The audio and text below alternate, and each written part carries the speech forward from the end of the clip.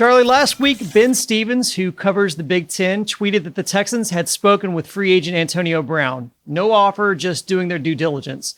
There's been another big free agent name floating around by the name of Josh Gordon. His reinstatement is pending league approval. There are a lot of reasons why the Texans signing either guy is unlikely, but why is signing one of them, why does that make sense?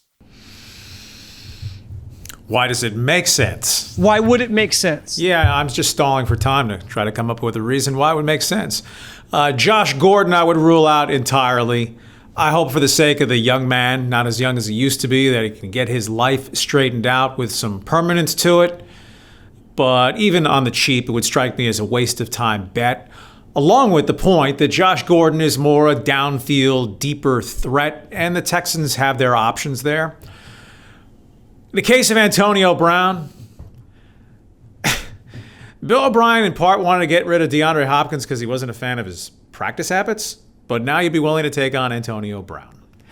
Okay then, just the one game played with the Patriots last season, 32 years old, I think now, so unless he's fallen over the hill, he'd certainly be an upgrade to their core, and Antonio Brown is a work the middle of the field slot, can also go outside. I think he would absolutely add an element of versatility and on-field, for all the baggage that comes with Antonio Brown, the on-field versatility and flexibility that would be a boon to the Texans' current receiving core.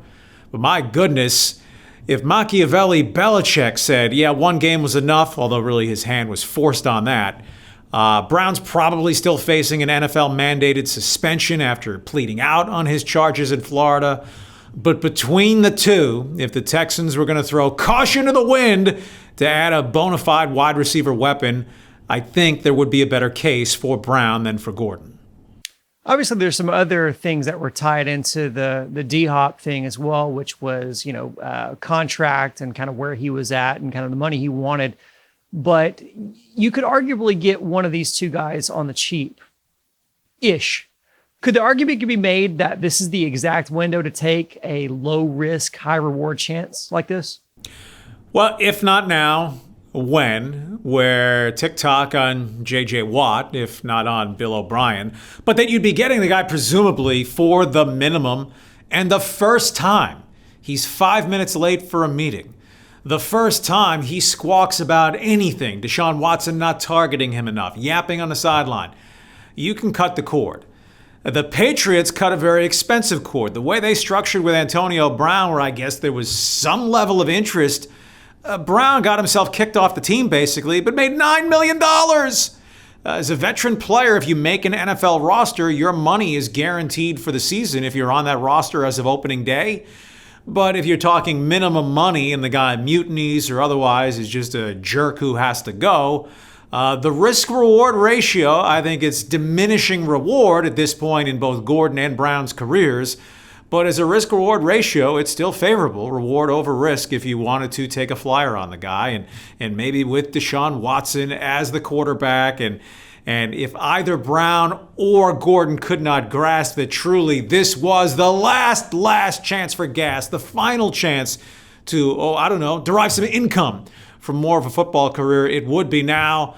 It would be a very interesting and amusing and head-shaking development, given the backstory of the way DeAndre Hopkins was offed as a Texan, though then O'Brien would hide behind, hey, I love David Johnson and the contract, though the Texans presently are on the hook for about $4 million more combined for Randall Cobb and Kenny Stills than they would have been for DeAndre Hopkins. There's been a lot of talk about the wide receiving core being a lot faster, them adding so much speed to it, but there's still a lot of question marks as far as health, and rightfully so. But adding either Brown or Gordon, adding either one of those guys, where would that put, hypothetically, where would that put this wide receiving core? I would prefer, frankly, to hold on to the depth a little bit, because if Brown and Gordon came in and was a real short timer, the Texans have four legit NFL wide receivers in their core, but what they do not have is that guy on 3rd and 8 if you're Deshaun Watson, who's my security blanket A, and who's my hands guy. Right? Hopkins was about the ultimate bailout guy. When in doubt, throw it in the area and trust that he'll make a play or have as good a shot, and then a better shot of making that play than any other receiver in the NFL. Among the Texans' very legit core, headed now, I'd say, by Cooks and Cobb, that's good. But neither of those guys would make the all-hands team, or on 3rd and 9, just throw it up and he'll outleap the defender or just make a play because his hands are better than virtually everyone else's. Antonio Brown, I wouldn't put quite at the hands level of Hopkins, but maybe in the second cut, and he is a do-it-all, every route, all over the field guy. Josh Gordon is that deep threat with just zero reliability as a human being because of his drug and alcohol problems.